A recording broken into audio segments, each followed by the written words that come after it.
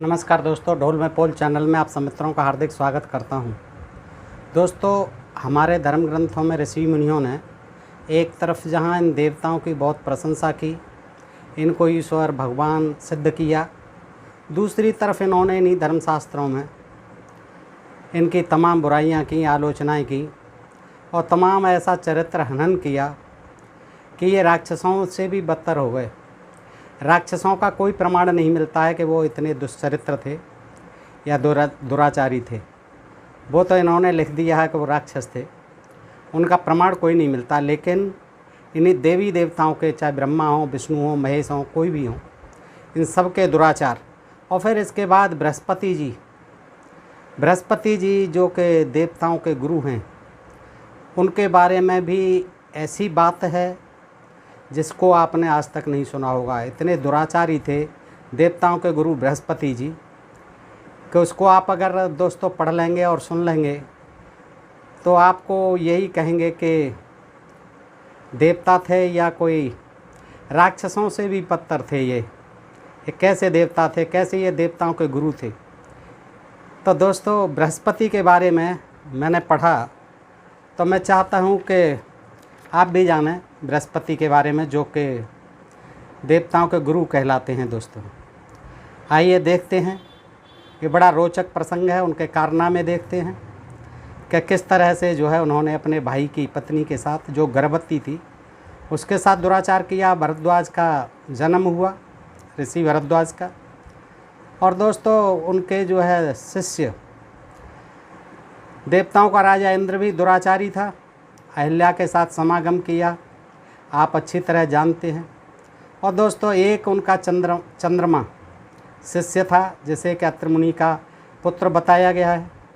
वो उनकी पत्नी तारा को लेके ही भाग गया, जिससे कि उसे बुद्ध पुत्र की प्राप्ति हुई। दोस्तों, ये वीडियो मैं पहले बना चुका हूँ। आज जो है देखते हैं बृहस्पति के कारनामे दोस्तों। और इससे पूर्व हम बृहस्पति के बारे में थोड़ा जान लेते हैं कि बृहस्पति जी थे कौन। तो ब्रह्मा के मानस पुत्र, अंगिरा ऋषि के पुत्र, ब्रह्मा के मानस पुत्र यही थे जो कि इधर उधर की पत्नियों से किसी भी तरह की कोई मिल गई, अप्सरा मिल गई या कोई और जनजाति की मिल गई, उससे ये पैदा कर देते थे और उसे कह देते ये हमारा मानस पुत्र है। मन से नहीं मानते थे उसे, तन से तो होता था, और उसे कह देते थे कि मानस पुत्र है ये। ब्रह्मा के मानस पुत्र, ऐसे ही नारद को मानस पुत्र बताया जाता, और भी मानस पुत्र हैं इनके। तो ब्रह्मा के मानस पुत्र अंगिरा ऋषि थे और उनके पुत्र जीव थे, जीव। और यही जीव जो है बृहस्पति कहलाए, देवताओं के गुरु कहे जाते हैं, देवताओं के राजा इंद्र कहलाते हैं। बृहस्पति के शिष्य का नाम चंद्र, सोम कहा जाता है। बृहस्पति जो कि देवताओं के गुरु हैं, उनका शिष्य चंद्र, जो अत्रि ऋषि का पुत्र था, अपने गुरु की पत्नी तारा को लेकर, इन्हीं की पत्नी तारा को लेकर भाग गया, जिससे उसने बुद्ध नामक पुत्र को जन्म दिया। देवताओं के गुरु बृहस्पति का शिष्य, देवताओं के राजा इंद्र के दुराचारी होने की कथा तो आपने सुनी है कि किस प्रकार उसने गौतम ऋषि की पत्नी अहिल्या के साथ दुराचार किया था। अभी तक आपने बृहस्पति के बारे में इतना ही जाना है कि वे देवताओं के गुरु थे।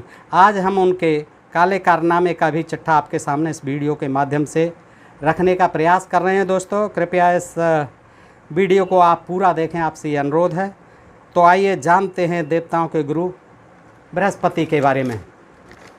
पुराणों के अनुसार ब्रह्मा जी के मानस पुत्र अंगिरा का विवाह स्मृति से हुआ।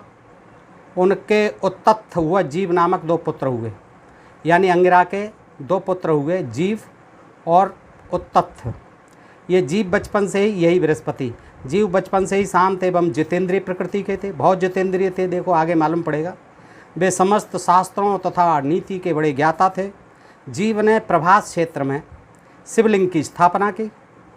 शिव को प्रसन्न करने के लिए उसने घोर तपस्या की।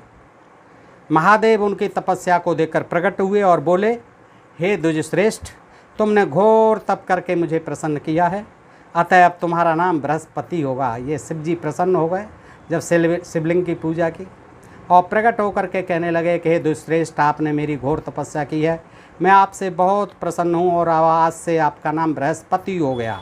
और इसी नाम से आप देवताओं के गुरु बनकर उनका धर्म व नीति के अनुसार मार्ग निर्देशन करें। इस प्रकार महादेव ने बृहस्पति को देवगुरु का पद दे दिया, देवताओं का गुरु बना दिया।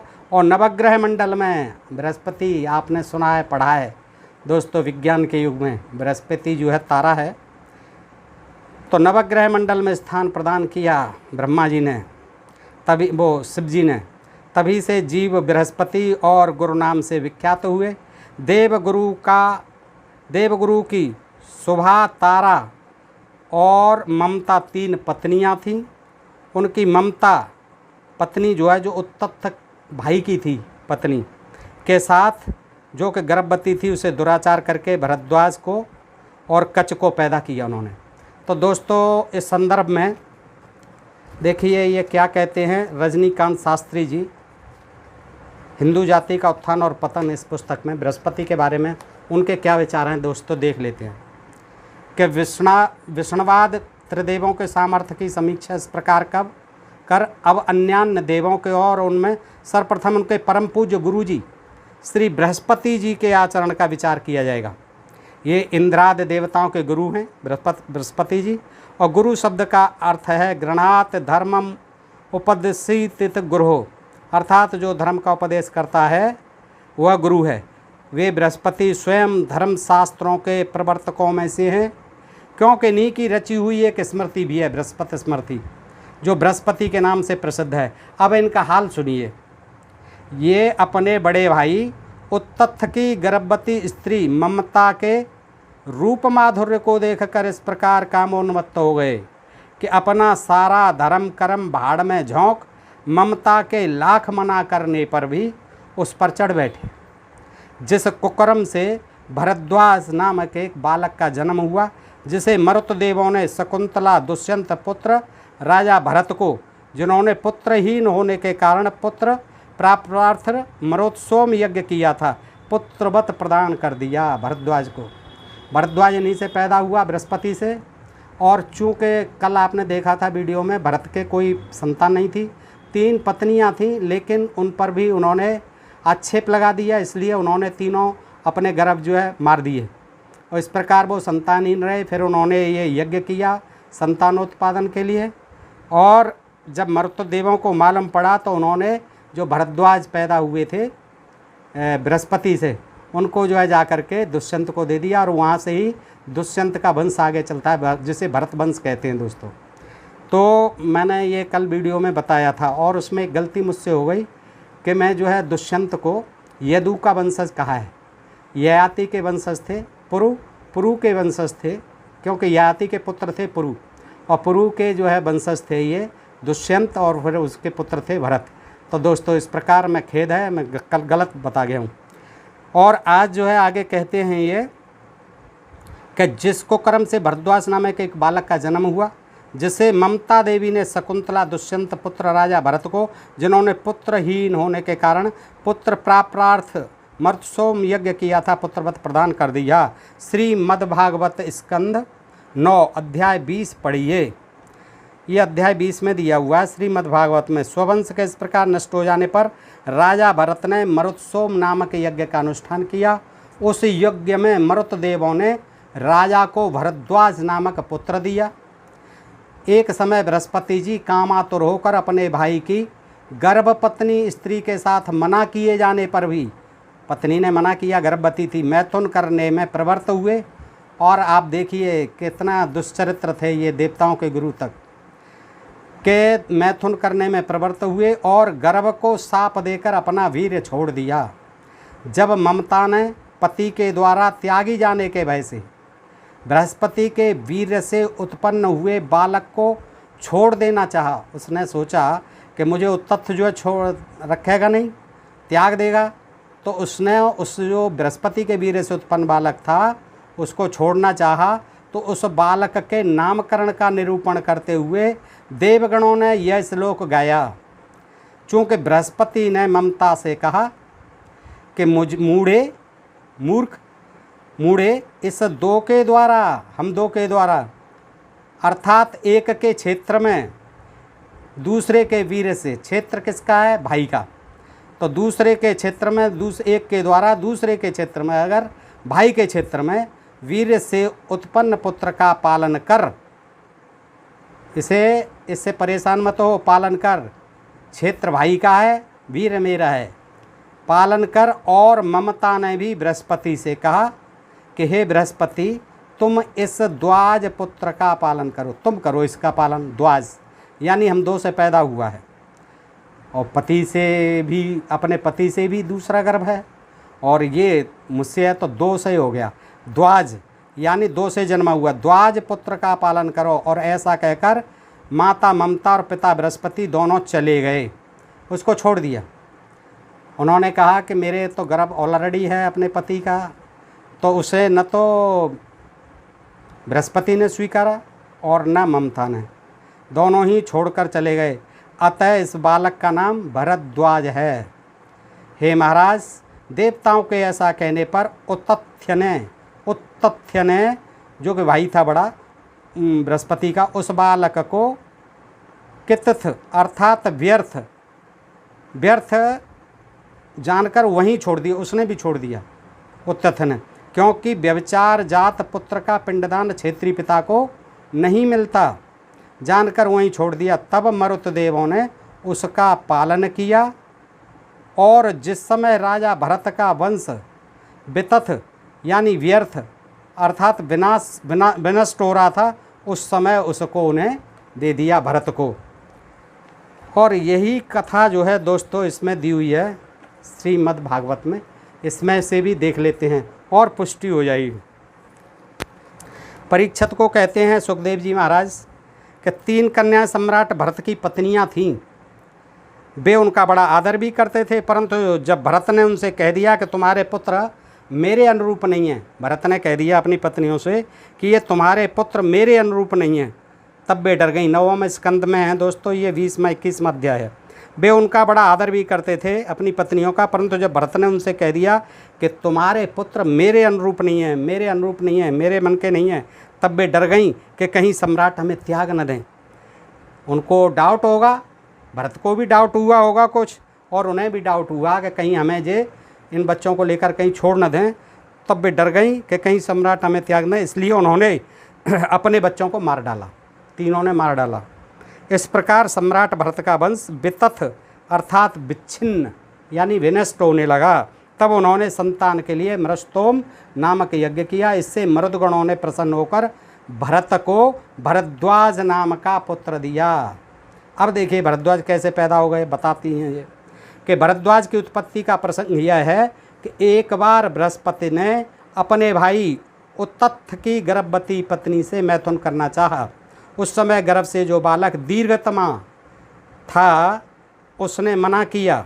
दीर्घतमा जो पहले से ही था गर्भ में, दीर्घतमा, उसने भी मना किया, पत्नी ने भी मना किया, किंतु बृहस्पति जी ने उसकी बात पर, न बच्चे की बात, गर्भ की बात पर ध्यान दिया, न उस उत्तथ की अपने भाई की पत्नी की बात पर ध्यान दिया, और उसे तू अंधा हो जा यह शाप देकर बलपूर्वक गर्भाधान कर दिया। ये जो है 9वें स्कंद में कथा दी हुई है दोस्तों। तो बृहस्पति जी ने उस गर्भ की भी बात नहीं मानी और उसे शाप और दे दिया कि तू अंधा हो जा।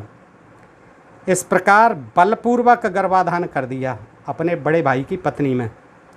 उत्तथ की पत्नी ममता इस बात से डर गई कि कहीं मेरे पति मेरा त्याग न कर दें। डरना स्वाभाविक था, इसलिए उसने बृहस्पति के द्वारा होने वाले लड़के को त्याग देना चाहा कि मैं त्याग दूंगी भाई। उस समय देवताओं ने गर्भस्थ शिशु के नाम का निर्वचन करते हुए यह कहा। बृहस्पति जी कहते हैं कि अरे मूढ़े, यह मेरा औरस और मेरे भाई का क्षेत्रज, मेरा औरस पुत्र है और भाई का क्षेत्रज, क्योंकि भाई का क्षेत्र है, खेत भाई का है, बीज मेरा है, और इसलिए वो औरस हो गया मेरा औरस पुत्र, और भाई का हो गया क्षेत्रज। इस प्रकार दोनों का पुत्र यानी द्वाज है, दो से जन्मा है, इसलिए तू डर मत, इसका भरण पोषण कर।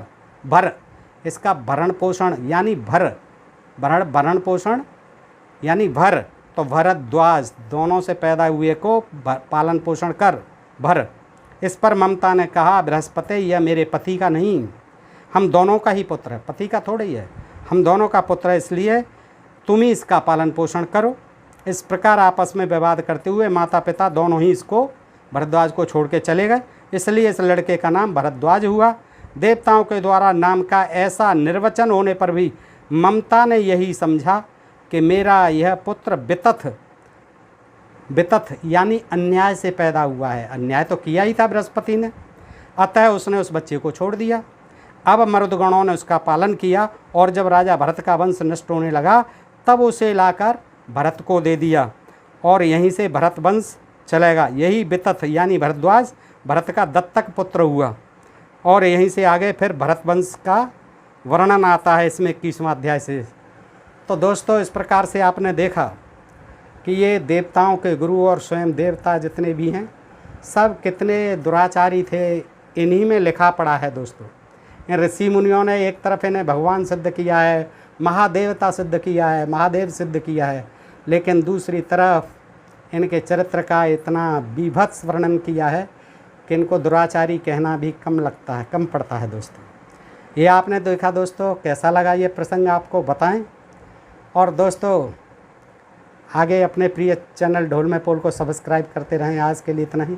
सुनने के लिए आप सबका बहुत बहुत हृदय से आभार। नमस्कार, जय हिंद, जय भारत दोस्तों।